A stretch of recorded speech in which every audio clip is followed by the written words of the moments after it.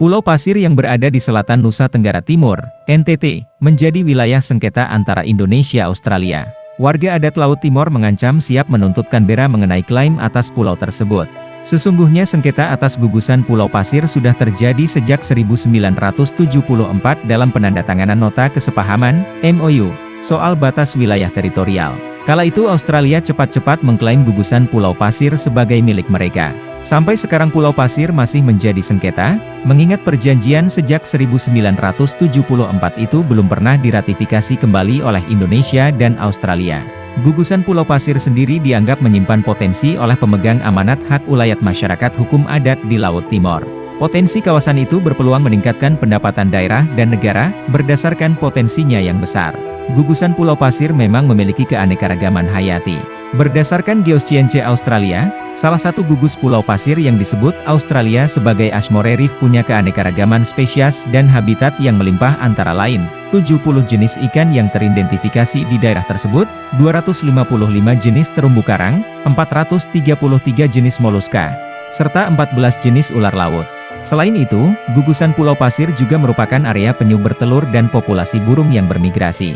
Hewan laut seperti dugong, berbagai cetacean, dan hiu paus juga sering tampak secara teratur di sekitar karang.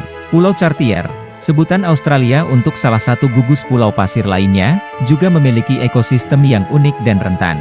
Jenis terumbu karang di sekitarnya begitu beragam.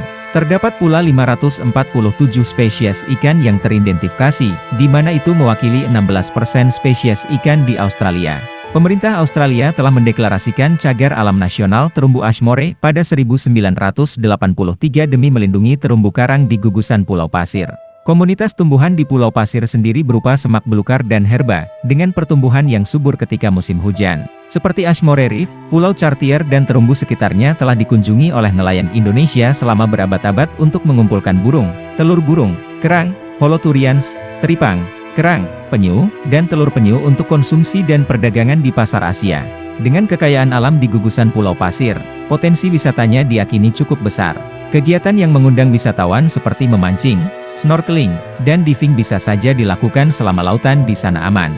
Di sisi lain, Direktur Jenderal Asia Pasifik dan Afrika, gugusan Pulau Pasir memang milik Australia dan tidak pernah menjadi bagian dari NTT. Menurut hukum internasional, wilayah NKRI sebatas wilayah Hindia Belanda, sedangkan Pulau Pasir tidak pernah termasuk dalam administrasi Hindia Belanda karena dulu dimiliki Inggris. Pulau Pasir merupakan pulau yang dimiliki Australia berdasarkan warisan dari Inggris. Pulau tersebut dimiliki oleh Inggris berdasarkan Ashmore and Chartier Acceptance Act 1933, dan dimasukkan ke dalam wilayah administrasi negara bagian Australia Barat pada tahun 1942. Namun penduduk setempat menyatakan Pulau Pasir yang berjarak sekitar 120 km dari Pulau Rote NTT tersebut merupakan wilayah kedaulatan Indonesia, yang dibuktikan dengan adanya makam para leluhur masyarakat Rote dan aneka ragam artefak. Terlebih gugusan Pulau Pasir secara de facto merupakan tempat peristirahatan nelayan lokal sehabis melaut mencari tangkapan ikan. Di Pulau Pasir yang diklaim Australia terdapat kuburan-kuburan para leluhur Rote dan bermacam artefak lainnya di gugusan Pulau Pasir. Namun berdasarkan hukum internasional, wilayah Negara Kesatuan Republik Indonesia, NKRI, hanya sebatas wilayah bekas Hindia Belanda.